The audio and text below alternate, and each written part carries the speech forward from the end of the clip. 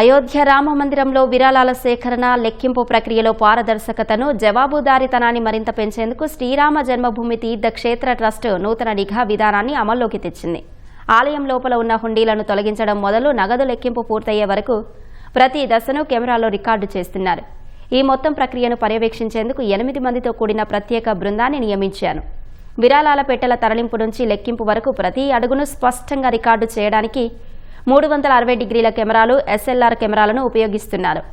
ఆలయంలోని సుమారు 40 హుండీలను ఖాళీ చేసే పద్ధతిని మార్చారు. గతంలో ఒకేసారి అనేక హుండీలను తెరిచేవారు. కానీ ఇప్పుడు ప్రతిరోజు విడివిడిగా ఒక్కో పెట్టెను తెరిచి మరింత నిశితంగా పర్యవేక్షిస్తున్నారు.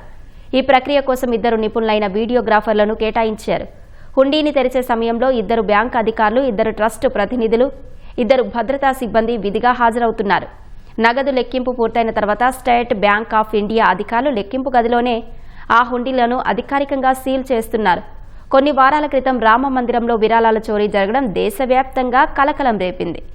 ఈ వ్యవహారాన్ని విచారించేందుకు ప్రభుత్వం యూపీ ప్రభుత్వం సిట్ను కూడా ఏర్పాటు చేసింది.